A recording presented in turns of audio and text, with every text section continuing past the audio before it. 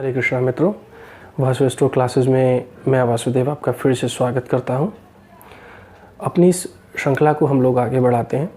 देखिए, आज मैं आपको कुछ ऐसी बातें बताने वाला हूं जिससे आपको कुछ और नई चीज़ों के बारे में पता चलेगा। देखिए, जब बच्चे का जन्म होता है, जन्म के समय जो ग्रहों की स्थिति होती है, जो ब्रह्मांड में ग्रहों की स्थिति होती है, उस प्रकार से बच्चे की कुंडली का निर्माण होता है। बच्चे के जन्म के समय में जो 12 भाव होते हैं कुंडली में, वो ग्रहों की क्या दशा है, उन दशाओं के आधार पर ही हम किसी बच्चे के भविष्य की गणना कर सकते हैं। इसीलिए ग्रहों के शुभ और अशुभ प्रभावों को घटते और बढ़ते भी जीवन में देखा जा सकता है। जब शुभ ग्रहों की दशाएं आती हैं तो समस्त जीवन में आपको अच्छे परिणाम, शुभ परिणाम ज़्यादा मिलते हैं। वहीं पर आपको धर्म, आपका धन धान्य और समस्त प्रकार के हर प्रकार के काम में आपको सफलता प्राप्त होती है। और उसी प्रकार यदि आपकी कुंडली में कुछ अशुभ ग्रहों की दशाएं चल रही हैं तो आपको जीवन में कुछ अशुभ फल और अशुभ परिणाम भी देखने को मिलते हैं।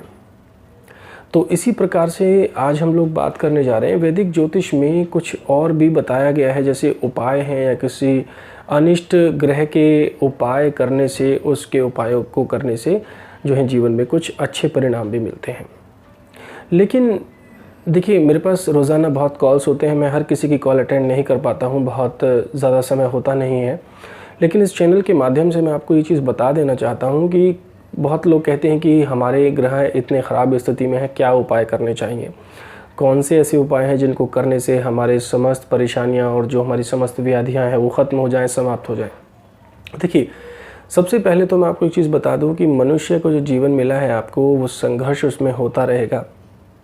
अतः इस संसार में कोई भी ऐसा ज्योतिषी, ऐसा महापुरुष नहीं है जो आपको आपके कष्टों से मुक्ति दिला सके। अब आप भले ही YouTube चैनल पर बहुत सारी चीज़ें आप देखते रहिए, बहुत कुछ आपको बताया जा रहा है कि आप 1 लाख रुपए की पूजा करा लीजिए, आप 1.25 लाख मंत्रों का जाप करा लीजिए। मंत्रों की बहुत अच्छी शक्ति होती है मंत्रों में, मंत्रों से आपके जीवन में बहुत कुछ बदला जा सकता है, इस बात को मैं भी मानता हूँ। लेकिन इसके अलावा कुछ ऐसा भी आपको जीवन में करना चाहिए जिससे आपके समस्त ग्रह जो हैं वो शांत रहें। ग्रहों की प्रक्रिया जो है वो आपके व्यवहार पर भी निर्भर करती है कि आपका व्यवहार जीवन में क्या है। यदि आप सात्विक जीवन जिएंगे तो आपके ग्रह आपको इतना परेशान नहीं करेंगे, और वहीं अगर आप सात्विक जीवन ना जिएंगे, अगर आपको अनाचार और अगर आप अनैतिक कार्यों में लिप्त रहेंगे तो ग्रह आपको जो है सदा परेशान करते रहेंगे। कोई ना कोई ग्रह आपको कष्ट में हमेशा रखेगा, कोई ना कोई दुविधाएं, परेशानी आपके साथ में हमेशा रहेंगी। इसी के लिए आपको मैं एक छोटी सी बात यहाँ पर बताना चाहता हूँ। देखिए, एक बार क्या हुआ, राजा परीक्षित को जब इस बात का ज्ञान हुआ कि तक्षक सर्प के काटे जाने से 1 सप्ताह के अंदर उनकी मृत्यु हो जाएगी, तो उस वक्त राजा परीक्षित ने अपना राज्य और अपना सब कुछ धन छोड़कर और अपने महल को छोड़कर वो गंगा नदी के किनारे तट पर पहुंच गए। गंगा नदी के किनारे पहुंचकर वहां उन्होंने ऋषियों से विचार विमर्श किया, उनसे परामर्श लिया कि अब तक्षक सर्प के काटे जाने से मेरी मृत्यु जो है वो निश्चित है और 1 सप्ताह के अंदर मेरी मृत्यु हो जाएगी। तो सभी ऋषि मुनियों ने राजा परीक्षित को ज्ञान दिया। राजा परीक्षित ने कहा कि कृपया मुझे आप बताइए कि मुझे इस जन्म मरण के इस बंधन से मुक्ति पाने के लिए मुझे इन 1 हफ्ते में, इस एक सप्ताह में, 7 दिनों में क्या ऐसा करना चाहिए जिससे मेरे समस्त जो पाप हैं, जो भी मुझसे जाने अनजाने में पाप हुए हैं, वो कट जाएं और मैं इस जन्म मरण के बंधन से मुक्त हो जाऊं।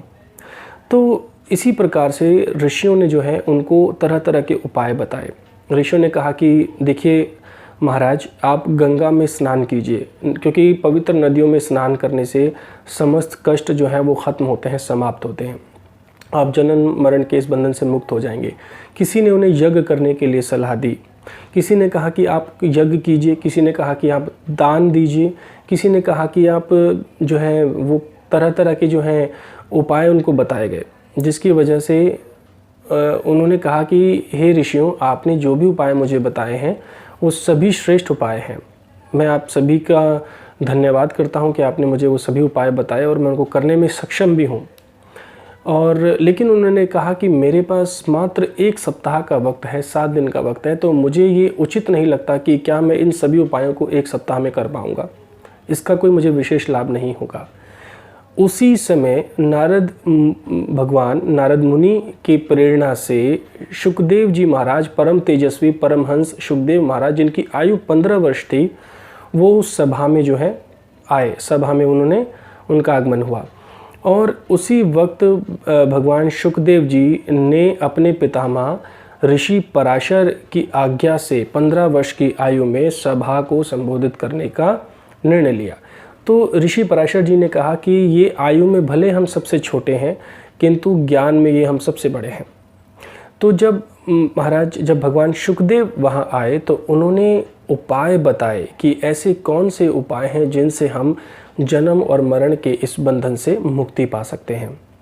तो उन्होंने बताया कि भगवान के भजन करने से, भगवान का स्मरण करने से, भगवान के मंत्रों का जाप करने से, चाहे वो आप अनजाने में कर रहे हैं, चाहे वो आप चलते फिरते कर रहे हैं, भोजन करते समय कर रहे हैं, चाहे वो आप किसी भी समय कर रहे हैं, आपको उसका विशेष लाभ मिलेगा।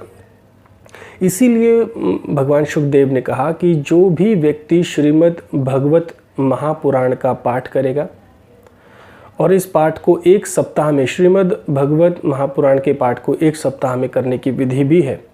जो व्यक्ति एक सप्ताह में इस पाठ को करता है या घर में इस पाठ को कराता है, उसे उसके समस्त रोग दोष नष्ट होते हैं और उसे भगवान श्री विष्णु के चरणों में स्थान प्राप्त होता है। तो उन्होंने बोला कि जो भी भगवान श्री कृष्ण के नाम का जाप करेगा, जो भी श्रीमद् भागवतम महापुराण का जाप करेगा या पढ़ेगा, उस व्यक्ति को जो है वो व्यक्ति उस जन्म मरण के उस बंधन से मुक्त हो जाएगा। तो उनकी इस बात को सुनने के बाद राजा परीक्षित जो हैं वो बहुत ज़्यादा, उनको इस विषय पर जब उन्हें ज्ञान दिया गया तो उनकी समस्त दुविधाएं दूर हो गई। अतः भगवान शुकदेव ने राजा परीक्षित को एक सप्ताह तक श्रीमद् महाभागवत पुराण का पाठ जो है वो सुनाया, जिससे उनके समस्त व्याधियां, परेशानियां और समस्त संकट जो हैं वो कष्ट जो हैं दूर हो गए और वो उनके दिमाग में जो एक तरह का व्याकुलता थी वो दूर हो गई। इसी प्रकार से वैदिक ज्योतिष में जो हमारे ज्योतिष आचार्य हैं वो हमें बहुत तरह तरह के उपाय बताते हैं। कोई तंत्र मंत्र विद्या से उपाय बताता है, कोई रत्नों को धारण करने के उपाय बताता है, कोई रुद्राक्ष धारण करने के उपाय बताता है, कोई कहता है कि आप इस ग्रह के इतने मंत्र का जाप कर लीजिए, उसका उपाय बताता है।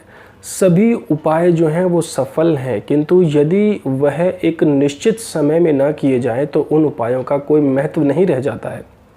मान लीजिए कि किसी व्यक्ति की राहु की महादशा चल रही है।